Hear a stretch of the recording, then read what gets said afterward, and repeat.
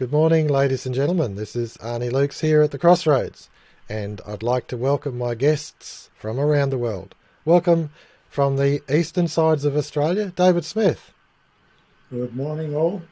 No worries. Pleased to have you, David. How's the Yeah, weather in Inverell, New South Wales? beautiful sunny weather, but a low pressure system approaching. Rain in a couple of days. Okay, yeah. Well, that low pressure is just approaching Adelaide now. We've had a little bit of rain. It's supposed to be 1 inch of rain tomorrow, so we're looking forward to that. Welcome, Robert Klinck from the eastern sides of Canada. Hi, Arnie. I'm glad to hear you're getting rain in Australia. I know that you sometimes are complaining about a lack of it, so Hmm. it's good that you get an inch of rain is pretty substantial if it materializes. It is, that's right. And we've already probably had 4 inches come in the last month or so. It's been a good lot of rain come through, and another inch is welcome. In fact, another 4 inches is welcome. Welcome, Wallace Klinck from the western sides of Canada. Yeah, hi, Arnie. It's quite nice here, actually. The weather's been actually fairly warm. I think it might have rained today, or it may rain a bit. Hmm. But it's really quite nice now because the greenery has come out.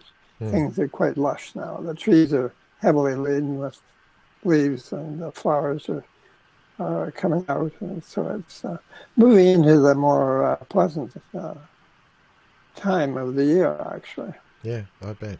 I bet. Beautiful. Sounds lovely. All right, let's cut across to our newspapers and see what the main stories are for this day, this week. So the Australian, we've had a leadership change. The Deputy Prime Minister of Australia has been retired prematurely and replaced by an historical politician, Barnaby Joyce, who just happens to be in the electorate of where David resides. So it'll be interesting if he puts his thoughts in on that. I'm going to go through some articles because I think they're very, very important. This article here in the Australian is in regard to the Barrier Reef, which it actually runs on north-south on the east coast of Australia. It runs north-south and it goes for several thousand kilometres, the Barrier Reef. And what they're talking about is that UNESCO. They're actually talking about UNESCO has a global responsibility to manage an Australian asset. So this is where we have world government being promoted.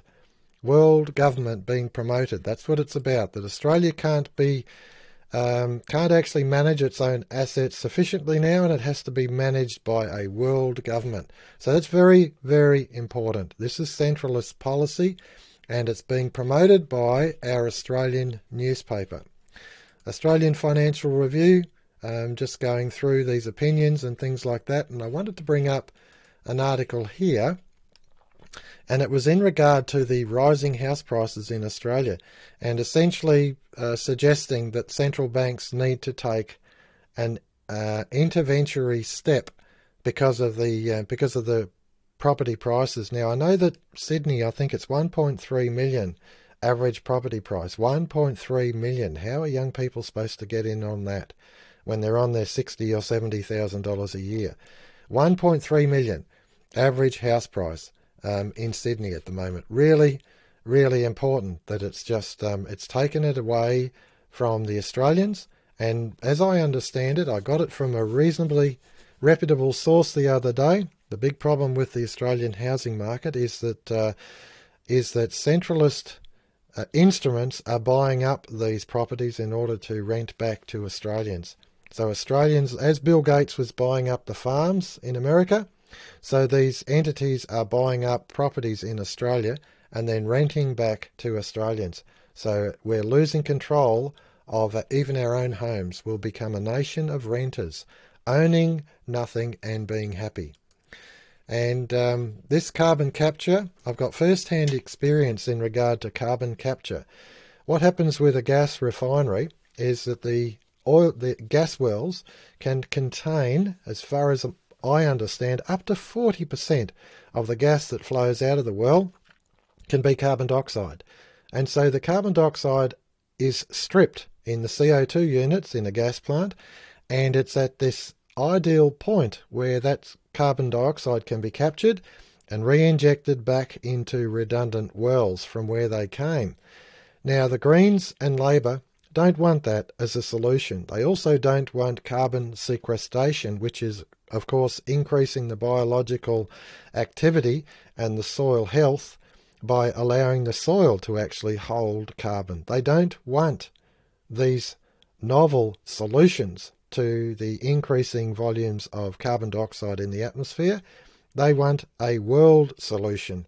And of course, that doesn't mean actually processing the carbon dioxide so that it is, if you like, environmentally sustainable. They want a world government and they're promoting it, and they don't want any of these solutions which can be dealt with locally. They're not interested in it. They are communist organisations. They're essentially a gang of criminals, and that's what they're doing. That's what they're promoting. And of course, if our Senate tries to do something, they'll vote it down every time. So you've got to recognise that politics is one of gangs. It's one of power. And essentially you look at the, what would you call it? I saw it today, just today. A politician was given an $11,000 loan, not a lot, but it's enough, from a Chinese entity, and they refused to explain what that loan was for. So to me, that's got all the markings of something that is untoward, and it really is worth investigating further. What is the temptations that these politicians are exposed to? Why is it so critical that we start bringing them back and being held to account? Because they're, you look at the big business that's going on that has huge influence over the politics of a nation, and these politicians are subject to so much pressure. We've got to consider actually protecting them by making them accountable back to the electorate. Epoch Times, Epoch Times is generally a good source of information, and I'm just promoting it really. The Gateway Pundit, again, another good source of information, and yeah, etc.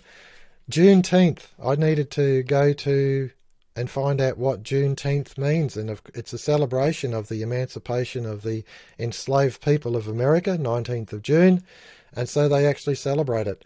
This has been going on in Texas since 1865, so I needed to understand that. I was hearing the media reports on it, but I didn't know what it meant. And here it is, critical race theory. Critical race theory in Australian classrooms. Now, this is the Daily Telegraph, and it's the only source that I've come across that's actually reporting on what's gone on in our upper house. In our Senate, there was a vote to actually throw out critical race theory as part of our curricula. Government, I should say, the Education Department, through our government, saw fit to introduce critical race theory as part of the curricula. So in other words, we're going to denigrate the cultural history and achievements of Australia. Anything that's done by the whites, of course, is wrong. Anything done by Christians is wrong, and they were oppressive, and this is what the critical race theory is about, that our society is based on, if you like, a benefit for the whites and a detriment for anyone who is non-white. And of course, to me, it's part of the communist propaganda, brainwashing for us to loathe ourselves, and that's where you see it. You see it in the classroom, where these students are encouraged to loathe themselves, whether they're male, whether they're white, whether they're Christian, whether they're Anglo, some part of their cultural history. And this, of course, is exactly what was done in the Korean prisoner of war camps by the communist Chinese in order to loathe their nation, what the Americans were doing there, to loathe their nation. And they found that there were so many soldiers came back, prisoner of war soldiers came back, and they did exactly that. They loathed their nation. Now, this particular page here, I know this is a long run, but it's important, because what this bloke, Sheriff Mack, is doing with his other sheriffs is they're actually upholding their constitution. And they are a peace officers association, and he has actually got a newsletter out, and he had a seminar, I think it was about March this year, about upholding the Second Amendment, which of course is the right to bear arms. America, they're quite of a mind that everyone should be entitled to carry weaponry if they so choose, and it's part of their culture. And whether we agree with it or not, they insist it's their right. And of course, now that they've got an oppressive regime, a collectivist regime in the form of the current administration, now that they've got that, it's the very reason is why you need an active and armed militia, because otherwise the government can totally dominate, and of course they can send in the military to achieve whatever purpose. Whereas if you've got people who are armed, equally armed, then they have a right to defend themselves against an oppressive regime, and that's what this Sheriff Mac is actually advocating. So that in itself is very good.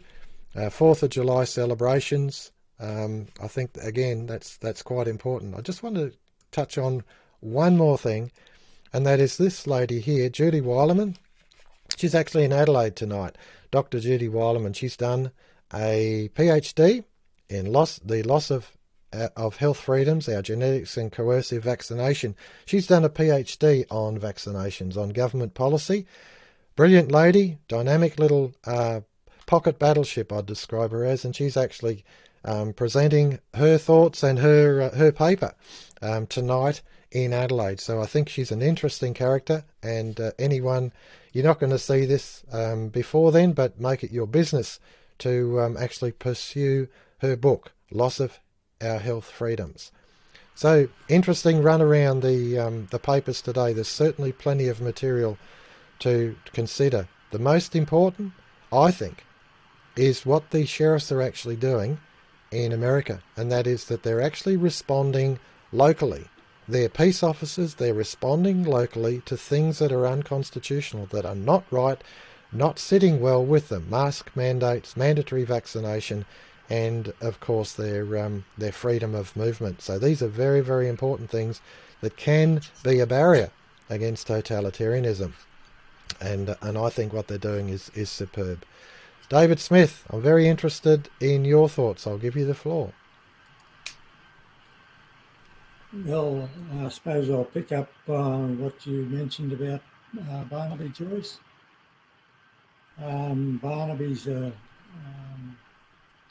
bit of a rough diamond from the bush originally. He became an accountant and eventually became member for New England.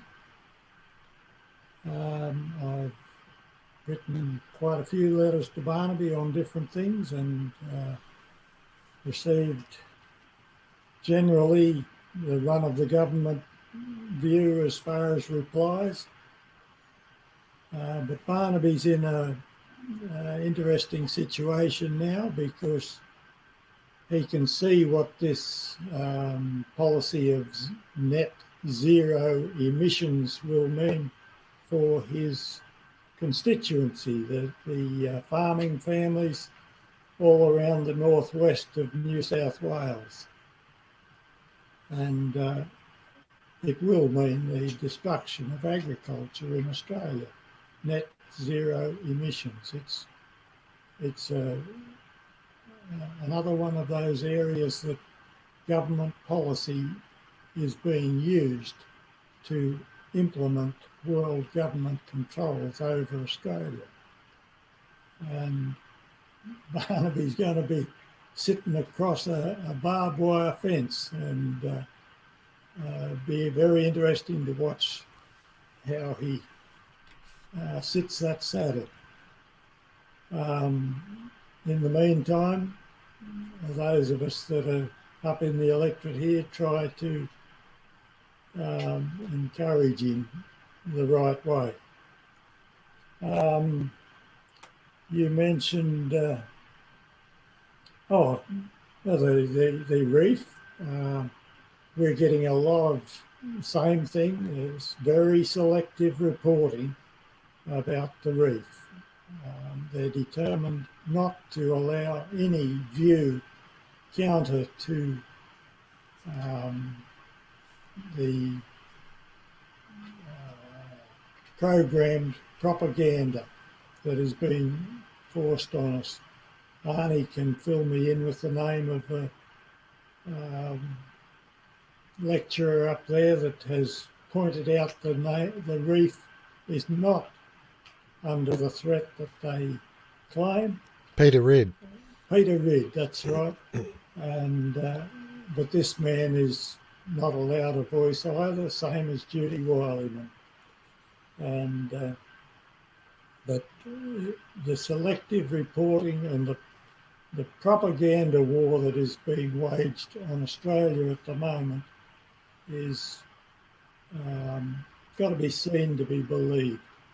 And Australians are waking up, I believe. There's a lot that still trust their doctor, they trust their government, they trust their health officials, and they even trust politicians in some extreme cases. I can't find one that I can trust yet, but we work on Barnaby anyhow. Where are we going from there? Judy Wilyman is speaking up strongly on the vaccination issue, as well as Meryl Dorey of the Australian Vaccination Network. And I was listening to a bit from her this morning, and they apparently talking about bringing the army in to manage the vaccination clinics and to ensure that the vaccine is made as mandatory as possible. Now, that's a bit frightening in its implications, where all this is going. But the important thing here is that the death figures and the hospitalisations are just being glossed over. It's not being reported. It's not being talked about in the media. The blood clots have sneaked in because there's been just so much of it. But 303, I'm not sure that figure, over 300 people reported to the TGA have died from the vaccine in Australia. Now, I saw a figure the other day that mentions 30,000, and I think that's a worldwide figure. And I questioned it at first in my mind, but then you start adding up this country and that country. It's quite possible, and it's quite possible that that is completely underestimated. So, yeah, I'll leave it there. Thanks, Alan. No worries. Thank you for that, David. That's certainly a candid perspective on it, that the media is actually glossing over the efficacy and the morbidity or mortality rate of the mRNA vaccines. And in my view, they're doing exactly that. They're not honestly reporting. In fact, you have to go out of your way to find it. And yet the testing, which of course is the baloney testing with PCR tests, the testing is as if it's valid, as if it's actually indisputable. These people have COVID, and it's an absurd statement to even consider that the PCR test as a valid means of identifying COVID and the symptoms associated, the morbidity, the lockups, the hospitalisations, the intensive care. These things are it's just a total wall of propaganda. Anyway, your thoughts, please, Robert Klinck. Well, on that issue of the COVID, I read a headline today that said that 4,000 people in Massachusetts who have been fully vaccinated are now in hospital with COVID. So this vaccination program seems to be of dubious efficacy. It's not protecting people from getting sick. And I've also heard that while the hospitals were basically empty during the period of the alleged COVID crisis, since the vaccination program has begun, the hospitals are filling up. They're filling up. Well, they could be filling up with health cases that weren't dealt with because there was such an insane concentration on this COVID concern, but there's also a strong suspicion that they're filling up with people who are seriously ill as a result of being vaccinated. And there are certainly cases, and particularly terrible cases now, of young people who've developed heart problems and blood clots just since getting vaccinated. They were perfectly healthy. They were athletic young people. And now possibly their lives are completely disrupted because they won't recover from the health effects of this. And I was listening to a doctor, Roger Hodkinson from Wallace City there, Edmonton. He's a very educated and persuasive man. And he said that there was not, in all North America, there was not one death among young people. I think he said even under the age of 30, not 20. I think he said not one in the whole period who was not compromised with some other serious health condition that was probably the main contributor to his death. So we're not given any kind of balanced perspective on this, and we're not allowed to hear any evidence that contradicts the official government and health establishment line on these things. It's a strange new world we're living in. We really are in a new world because, 10, 20 years ago, all these issues would have been debated. They would have got people with varying takes on these situations in a room, and they would have let them thrash it out and see who won the debate. But that's not the way things work anymore. Now it's the government is the possessor of truth, and you are not supposed to question their edicts. It's a really dreadful deterioration of the intellectual context in which we're living, because the whole basis of progress is the competition of ideas and the evolution of thinking. But now we're told that the world is, everything is settled. The climate issue is settled, and the COVID issue is settled. And because these issues are obviously clear to every person who's been brainwashed on the planet, you can't contradict them. So that is a dreadful situation. And that comment you made about the sheriffs in the United States, I found, Arnie, to be very interesting. I believe the sheriffs have almost perfect autonomy in the United States.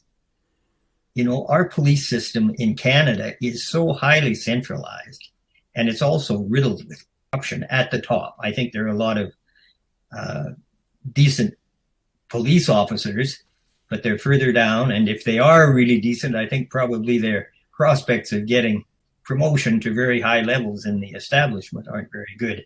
But the sheriff situation is really interesting because they have the power to enforce the law, but they are so autonomous that they're not subject to orders coming through, federal agencies and then state agencies. They are powers within their county. Now, if you get a bad one, it's probably a really bad situation, but it's possible because they're elected to actually get very good ones. And when you do that, they have the support of the community, and they can be a tremendous influence for good. So we just don't have that. We've got all these centralized police forces, and when they go bad, I mean, the rot is at the top actually often, and they can't. It's not as if the FBI is telling the sheriffs what they have to do. I don't think it works that way. A sheriff can tell the FBI to take a flying leap, as far as I know, and it might be a somewhat contentious thing to do, but they actually have that autonomy. So the United States has a very interesting constitution. There are people who think of the United States as basically, under the Constitution, 50 independent states, 50 independent political entities. And the only problem that has arisen in the United States is as a result of the concentration of financial power. It's the same thing in Canada. Canada, in the Constitution, Canadian provinces have rights, but all these rights have been traversed by the federal government because the federal government has the biggest financial clout. So they can interfere in provincial areas of jurisdiction. Same thing in the United States. But in the United States, there's a much stronger tradition of state independence. And we're seeing it now even with this COVID business, because some of the states are just saying, that's it. All the rules are gone, and we're going back to the way things used to be. Now, social creditors would say that's not going to solve things, because the way things used to be was dominated by a defective and monopolizing financial system. And until that system is challenged and rectified, we're always subject to going back to situations such as the one we're in now, because the people who have the money can tell the officials and the state institutions what they have to do. But at least the states have a vision of getting out of this terrible dictatorship that has been installed everywhere as a result of the anti-COVID measures. No worries. Thank you for that, Robert. And just to reinforce what you had to say, Fox News is actually carrying that article about 4,000 fully vaccinated people in Massachusetts having tested positive after their vaccinations. So there you go. Thank you so much for that. All right, Wally Klinck, I'll give you the floor. We have one doctor who has just recently more or less given up his career because he said that he could not function conscientiously in view of the Hippocratic Oath and his responsibility to society and his patients. He could not work under the current circumstances. I think there is a bit of an agitation to start looking at the Canadian Medical Association, because it has apparently, according to some of these dissidents, been inclined to threaten them. And the challenge is being made that they do not have a right to challenge what people say or what they think or how they investigate things. So I think that there is a power within the Medical Association that is not good. And I think that's where the basic force has come for the implementation of all these regulations and so on. So whether they will get away with that on a continuous basis is a little bit up in the air, because people are getting increasingly restive about this sort of thing. And they're beginning to ask questions, just where is it coming from? So I think that could be reason for a little bit of optimism. And that was the point I was going to make, and I lost my train of thought. And we have this Polish pastor who has been thrown in jail and actually manhandled. I think they hurt his shoulders. And he is, I would say, really outstanding. He really knows the meaning of freedom, and he really speaks. There were about, I would say, probably a half a dozen or more police arrived in his church. He told them to get out. Get out, get out, get out, get out. If you come back, you'd better come back with a warrant. I don't want to talk to you at all right now. And you know, they actually they actually backed down and did leave. They made trouble for him later, but I get the impression that these people are not very well informed, if they're informed at all, with regard to our constitutional or legal system. And I think either they're uninformed or they've been taught not to respect it, or both. But so it's kind of I think that the rebel is doing some really good work now. They have set up a crowdfunding arrangement where they are defending people in the courts when they receive fines, arbitrary fines, which the police just hand out at will, it would seem, as though they were not guided by anything other than their desire to inflict penalties. So I think that there is a rising opposition to this type of arbitrary law. I would hope that it leads to some further favorable developments and a return to the respect for law. But it's hard to know exactly just where it will end.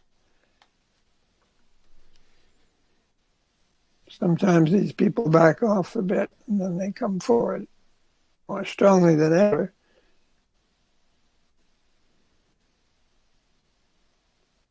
So anyway, I just, and of course, the Justice Center for Constitutional Freedom is doing some great work. They're the ones who are really defending a lot of people in the courts, and they have made they haven't won everything, but they made a lot of wins in the judgments that were received, and people have been relieved of their arbitrary penalties in the way of, fines that just seem to be set forth by the police, which is not a very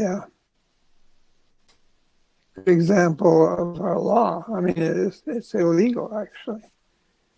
So I think that there are certain things happening. I don't know, David, you probably didn't see this, but the Justice Center in Calgary has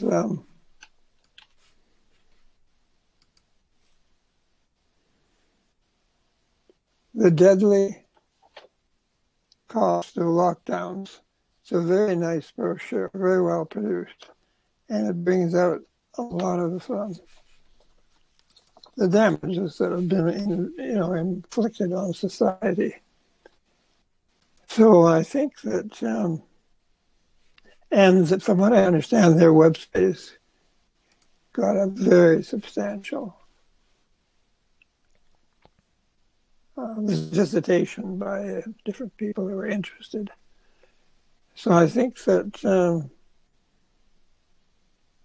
I tend to be an optimist, and I think myself that there's going to be a surge of backlash. Now, what the other side is going to do about it, how they're going to respond, I don't know, because they have enormous power with the banks and everything in a position to extend or withdraw credit and all of that. So it's, but I think people have been pushed more or less to the brink almost, because so many people have been ruined. Their businesses have gone bankrupt. I'm thinking that any politician or any politician's associates or colleagues who can be shown to have materially benefited from all of these business failures and foreclosures should be brought before the courts, because that indicates to me a very grave violation of the law. Okay, I'm going to just reinforce what you just said then, Wally, and that's in regard to this Artur Pawlowski, the Canadian Calgary pastor. He was arrested There was a second pastor, and this one is jailed over pandemic violations. That's Pastor Tim Stevens. He's been jailed. And the third point you mentioned was this Justice Centre for Constitutional Freedoms. That's their website there, so people are able to actually go there and avail themselves of that information and go back through and do their own homework. Because in the end, what this situation is about is actually, to me, the only response, the only equitable response that's available to us is not to consider our politicians as this is the answer. Let's go to this politician and he's going to do the things that we need doing. I think they're few and far between. And I also think that they're generally politicians, when they're standing on a pedestal, are exposed to forms of leverage. And that's impossible to avoid, whether they're clean or dirty or whatever. The fact is that the centralised media can destroy a politician in no time at all. Barnaby Joyce is an interesting example. He's the Deputy Prime Minister. He was the Deputy Prime Minister, and he was exposed in a compromising situation that most people wouldn't have considered as hugely horrid, but it was disloyal to his wife, and that situation compromised him, and as a consequence of that, he was removed from the Deputy Prime Ministership.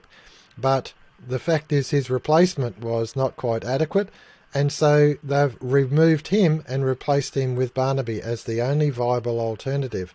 They even attempted in the National Party to bring back an historical leader, John Anderson, an historical leader. And the thing is that the National Party itself is a real problem child, because the National Party was one who advocated getting big or getting out. The National Party is one who advocates these trans-Pacific partnerships, these global entities and agreements which completely swamp the producer, the small player. They're all about centralising, they're all about totalitarian control, if you like, whether it's big business, big ag, or big government. They're all for it. So I think putting all your faith behind a politician, I think is wasted effort. But I do believe that there is an opportunity. The exact, if you like, counter to the political party movement, which is one of power, is one of service. The counter to that is one of service. And I think there's a huge opportunity, and it's demonstrated by these sheriffs. It's demonstrated by people such as Judy Weilerman.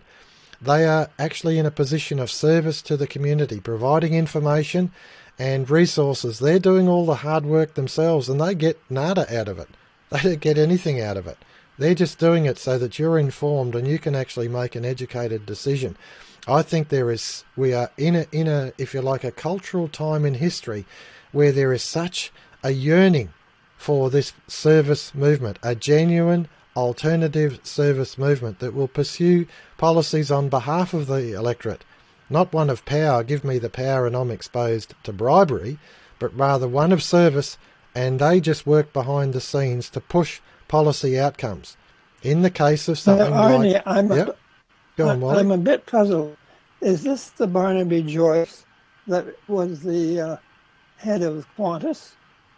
No, that's Alan Joyce, I think it is, and he's the head of Qantas. Oh. Barnaby Joyce is a politician for the seat of New England. He was leader of the National Party, and he was removed, and now he's been placed back in. And this, of course, is things that are going on, and I find it fascinating because the media only murmured these things for, honestly, less than a week, and he's replaced. And I find the power of the media inordinate, that leaders can be changed by the media at the drop of a hat. So who controls the media controls the political parties, in my view. That's just another reinforcing of it.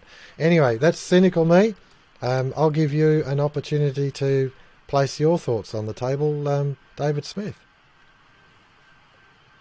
Well, you're spot on with everything there, Arnie. Our parliament is just a charade. You've got parties pitted against each other that are working on the same program with different community backing, but they're all running the same direction.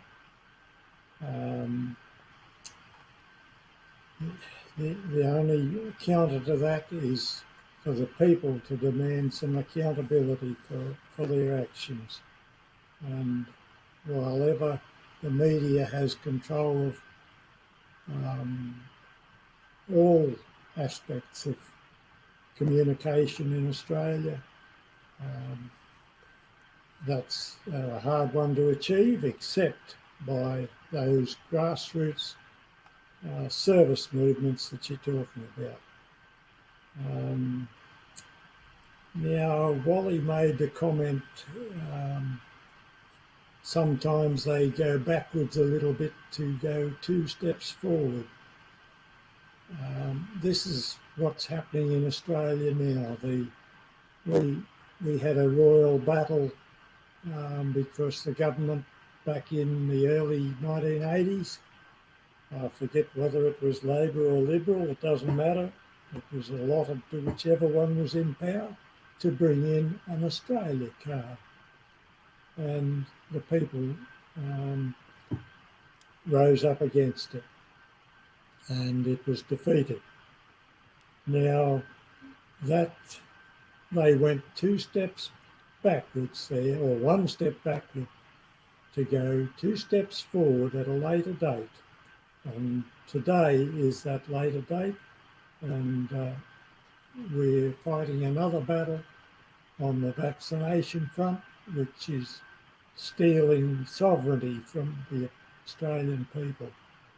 And that is being done by I should say, Christian Prime Minister, who has spoken loudly about our sovereignty. And I question what sovereignty is worth if we don't have bodily autonomy and sovereignty in the first place.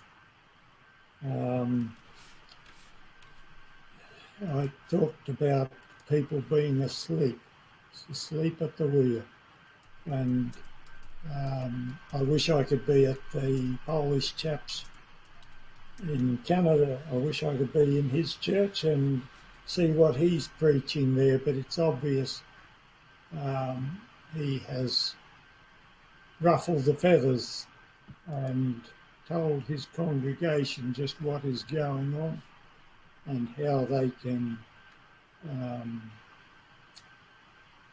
fulfill their Christian responsibilities in society. And yes, I'd love to know of a church in Australia that could be supported in that way. But I find the Christian church sees what is going on and sees it as end-time philosophy. And it's very much in the interests of the world government to support that view as well, because it totally sidelines every Christian from the battle. They think it's all going to end with Christ's return and they'll be whisked off to heaven, and that's, it's irrelevant what's going on in the world to them. So it's a tragic situation in that regard, but I see hope in the rough diamonds of society that they have that fighting spirit within them that will stand up to tyranny as it becomes so blatantly obvious, which it must become blatantly obvious to achieve their goals. And the hour is late, but that's when people stand up against tyranny. Thank you for that, David. Beautifully put. The hour is late, and I was reminded in your what you said then about what Kipling wrote about in his poem, The Old Issue. He referred to leave to live by no man's leave underneath the law. The first leave is a noun meaning permission. Permission to live by no man's leave underneath the law. That's actually if you like, it's a Christian maxim. Whether Kipling is acknowledging it as a Christian maxim or not, it certainly is. That under the law, as long as you abide by the law, and you consider the road rules as an illustration of that. You stick to the road rules, you go wherever you like. And that's the purpose of the law as a guide. And as long as you uphold the law, you're free, you have permission. And that permission comes from God, not from man. But in the instance we're looking at today, these days, of course, the permission comes from man. It comes through, if you like, an unaccountable bureaucracy. Your thoughts, please, Robert Klinck. Well, wouldn't you think that this doctrine that people are going to be whisked away when conditions become impossible if they're the elect and favored by God is not a perfect way of subverting Christianity? Christianity is not a passive religion. Christianity is an action religion. It's a doing religion. But when you instill in people's minds the idea that they can't really control anything and they just have to wait for some salvation at some undetermined point in the future, and they spend a lot of time figuring that they are probably in the end times themselves. They like to console themselves with that thought, I guess. But it's a way of taking the starch out of Christians. It's renders them passive. So I really think it's a completely anti-Christian point of view, and something that one wishes would be strongly contested, because it is an enervating principle.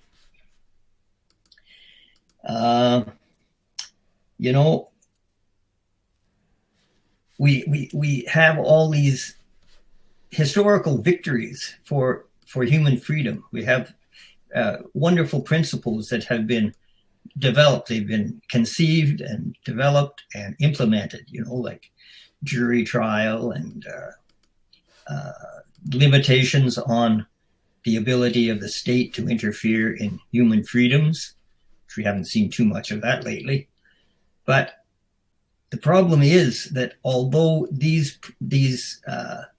institutions have been won over time, a lot of people, I think, get the idea that once they're won, that's the end of the story. We have a tremendous victory and it's over, but it's never over. As David was saying, the Leninist tactic is 2 steps forward, 1 step back. They've got a method for moving their agenda ahead constantly. They're unrelenting, and they'll attack you on 20 different fronts simultaneously. They will exhaust you. But the thing is that this is a battle that must constantly be fought. And once you have the institutions in place that protect your freedoms, it's a lot easier to fight that battle. But people should not assume that just because some good idea has been enshrined in a constitutional document, that that's going to protect them forever. Because we have seen that these subversives are very clever, and they will find some way to undermine the good principle. And once they've got their hooks in there, it's all downhill from that point. So unfortunately, this seems to be our lot, that we have to constantly be vigilant, and we have to constantly reaffirm the beneficial policies that we have developed in the past. We have to protect them. They will always be under assault, because there are always people who are ambitious for power. And in order to attain that power, they have to subvert the protections of human freedom. So it's not a battle that is ever conclusively won. It's an ongoing battle. And as long as people are conscious of the battle, it becomes relatively easy to win. But our educational systems have failed to instill in the youth any understanding of what's involved with this. And in fact, the opposite has been done. The youth have been inculcated with all these communitarian, collectivist concepts, which has made them ineffective in protecting individual rights. But Christianity has to be based on the individual, because the individual and his evolution through life is what our society, what a Christian society is all about. And an individual like Pastor Pawlowski realizes this. He came from Poland. He knows what living under a communist society is all about. He says he left that country in order to find a different way of living, and he was very, very happy to go to Canada. But now he says Canada has turned into what he left, and it's absolutely true. I read, as an aside, I read today that Pastor Pawlowski is a former boxer who has a black belt in martial arts. So he's quite capable of defending himself, but he is absolutely a man of peace. He was physically attacked the other day, and he said, I could have prevented the man from attacking me, and he did escape the guy, I guess, but he said, I didn't want to use my skills because they could be very dangerous for his health. So he's a really exemplary individual, because he's a total man of peace. He's got a mission to distribute food to the homeless. And this is what the Alberta government is preventing him from doing, if you can imagine. It's an absolute scandal, putting these pastors in prison. It's so reminiscent of what has been done in communist regimes in the past. So Canada, unfortunately, is on a very bad path right now under the purported leadership of Justin Trudeau, who is a politically correct, virtue signaling poser such as the world surely has never previously seen. He's the most ridiculous man. He was the only leader who flew to the G7 and came off the plane wearing a mask. And then he poses for a picture with all these leaders. They're all socially distanced for the formal pictures. And then that breaks up, and they're all hugging each other, embracing each other, no masks, no social distancing. They flew into this G7 meeting on gigantic jet planes, which were leaving a lot of carbon dioxide in the air, I'm sure. But the rules don't apply to them. And we should understand that this is their thinking, that they're going to apply all kinds of strictures on our lives. They're going to shrink our lives down to virtually nothing, but they will be partying all the time. And we saw an excellent example of that at the G7 meeting. Yeah. Thank you so much for that, Robert. And I appreciate that. I was actually busy squirreling away in the background because Wally's net connection dropped out several times, but he's back on. I'm keenly interested in your thoughts and final comments. Please, Wally. Well, we could have a marvelous life if we could only deal with the struggle for power, which has been a dominant feature of human existence.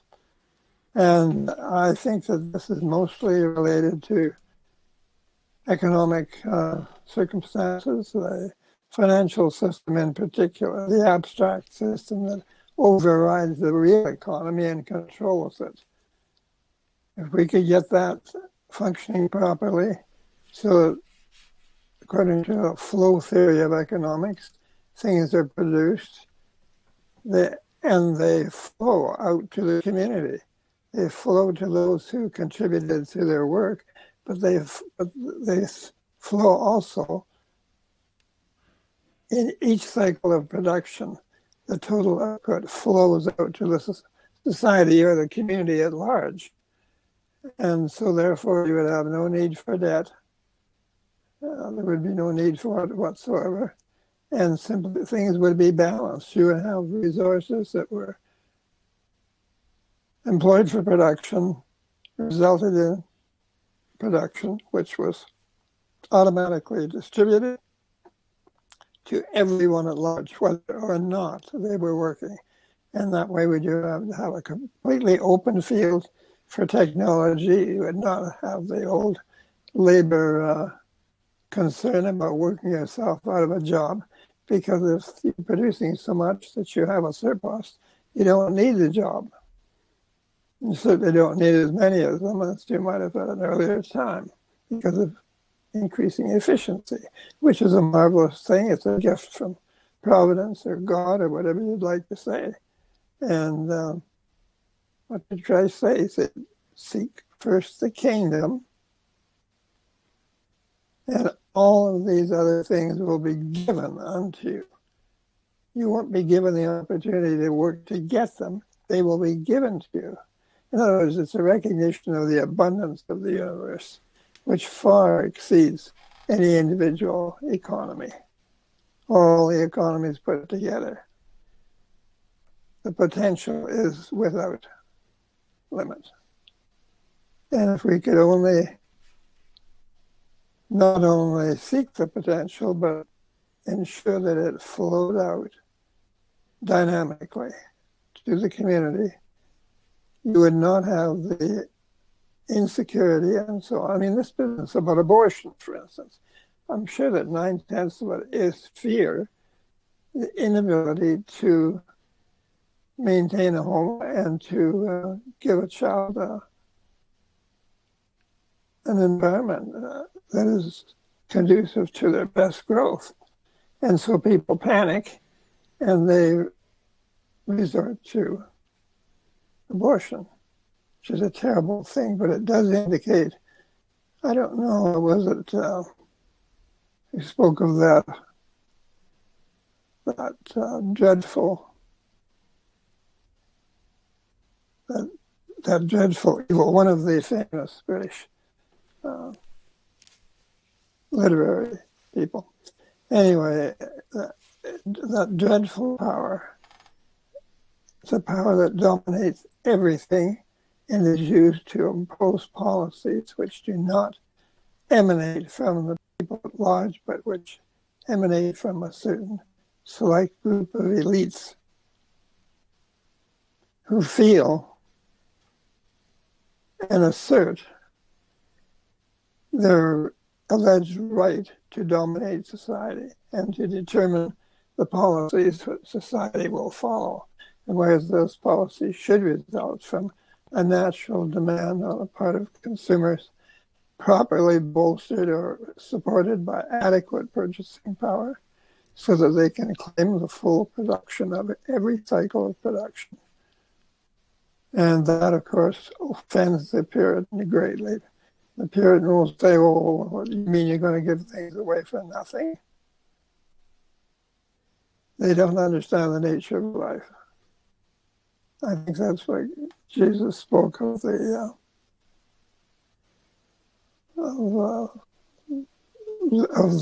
did he say about works?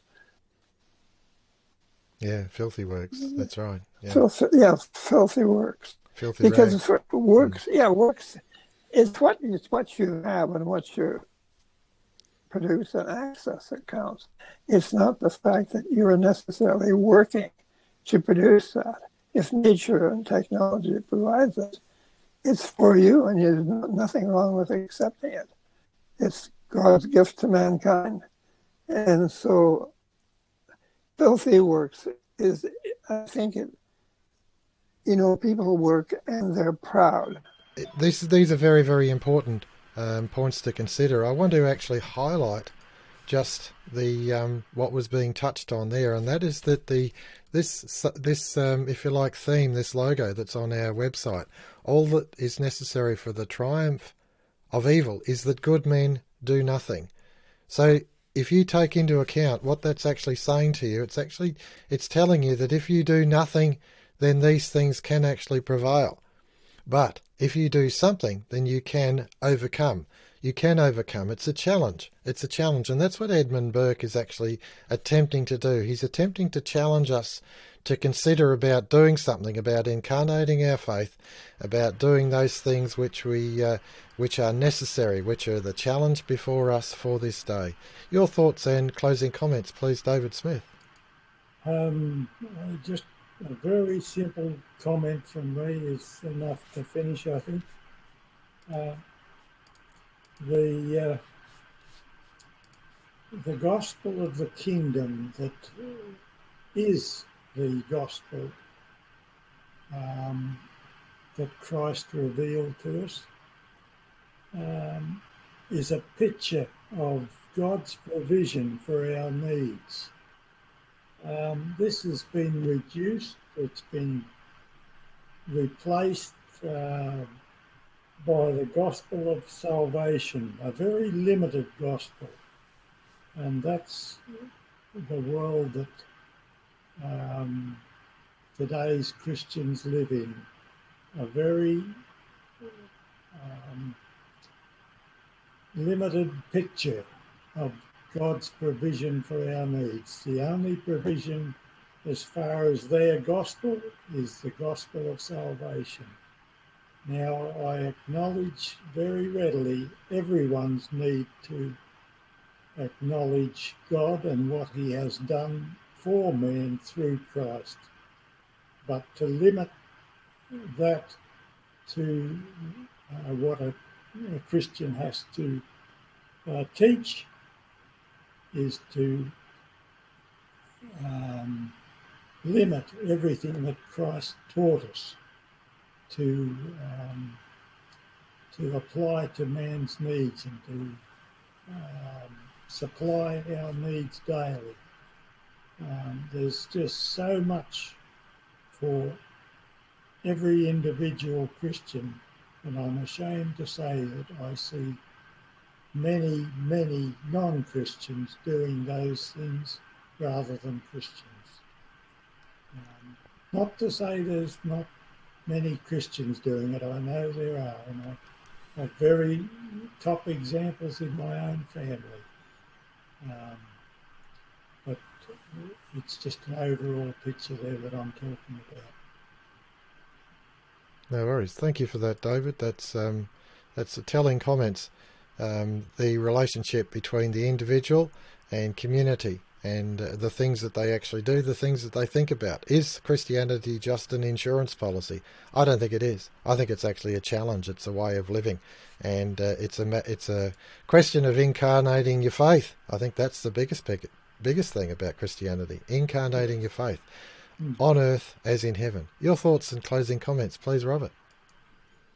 Well, I think this idea of salvation that people seem to be obsessed with has done immeasurable damage to Christianity, because so many Christians will ask you, are you saved? Well, I don't know. I'll do my best in this life and I'll leave the salvation to God. But I'll never know if I'm saved. Who could possibly know that? It's just the strangest notion to me.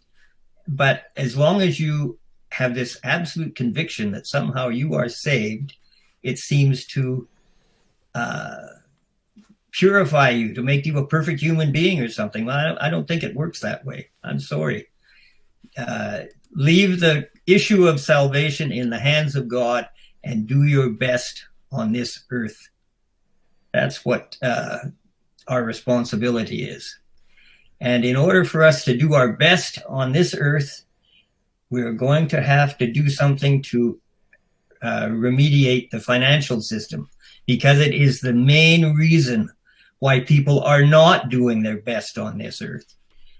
We are living in a society of basically prostitution, because people are not allowed to follow their consciences. They get involved in all sorts of activities that they're either not interested in or that maybe they even object to. But the reason for doing it is in order to obtain an income. So we are, in a sense, all bought. And when we're in this full employment productive system, we are compromised. We're compromised.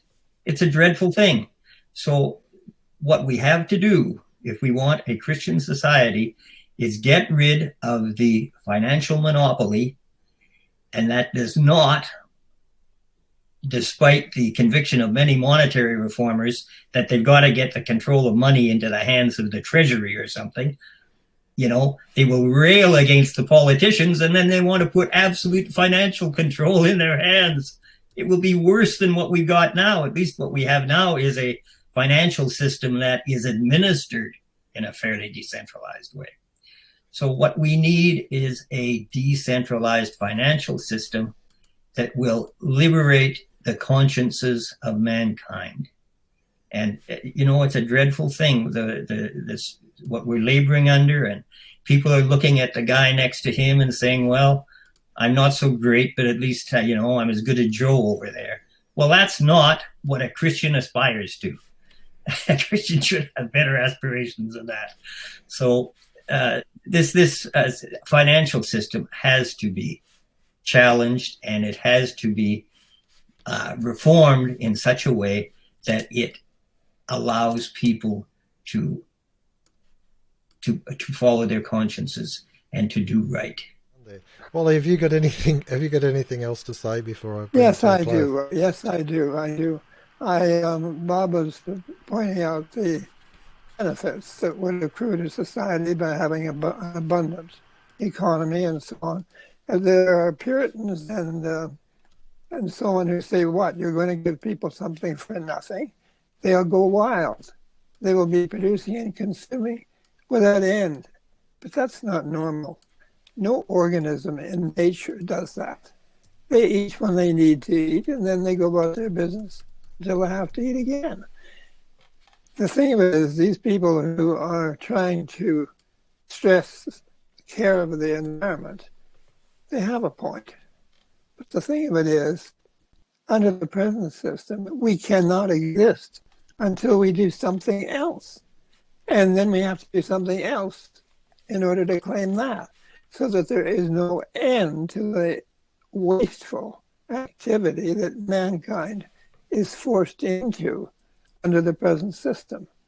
If you had a system that was balanced and people could produce and consume as they preferred, you wouldn't have that abnormal, unnatural impulse that is driving society into more and more superproduction, Douglas called it. And so it would be a far, far more environmentally beneficial and friendly situation. So, I mean, their argument is based only on an assumed morality, that it's good for people to be working, and good for them to be working, not only working, but to be working more and more and more. That is not a balanced approach. It doesn't accord with homeostasis, for instance, or in engineering, the principle of sufficiency. It's a hyper activated, abnormal existence that we have, as though we're driven by a desire for drugs or something. It's just completely abnormal. And if you had a situation where people had a freedom to produce and consume dynamically and currently, you wouldn't have this force driving them to wars. Wars are a great way of distributing incomes because they require an enormous expenditure of the nation's resources. So, and then, of course, there's the hyper-consumerism. People consume things that they probably wouldn't consume if they could choose between work and leisure. They would be more inclined to take leisure and to be consuming less. Because there's a whole area of human association to explore. How to relate to your fellow man, and so on, which is an enormous thing and should really be the major factor in life. Thank you for that, Wally. That's beautifully put. The relationship between your fellow man. We're often referred to, for those that do think about these things, as metaphysical. That is, there's a spiritual facet to man that's not just material in motion. It's not just the biology of food. Consider someone like an artist or a poet who isn't necessarily receiving anything from what they're doing, but what beautiful things they can create. Or even the local bloke who decides to go surfing instead of working on his business. Spiritual things, pursuing spiritual things over and above. Or, if you like, primarily before. If you've got enough food on the table, you've got your bills paid, well then why shouldn't you go down the beach and enjoy the surf, or paint a picture, or write poetry, or whatever it is. The benefit, honestly, when you think about it, why are we, in this age of automation, advanced control, robotics, why are we arguing this point that we have to find work in order to achieve the fruit of production? The fruit of production. Let the machines do the work. We need to actually consider a mechanism, and that's why the genius of Douglas is so important. He saw these things 100 years ago, and he wrote about them 100 years ago. And it's taken this 100 years for society to get to a point where China manufactures for the whole world. And what are we to do? Sit on our hands and starve? Or are we actually to open that door of abundance? Seek ye first the things of God, and all these things will be given unto you. We have to actually place our faith foremost in this and believe the words of Christ in red. The words of Christ in red. Beautifully put. Thank you so much, gentlemen, for today. It's been a beaut forum, a bit bumpy, technically a bit bumpy, but we've managed to get through and produce, I think, another quality forum. Thank you so much.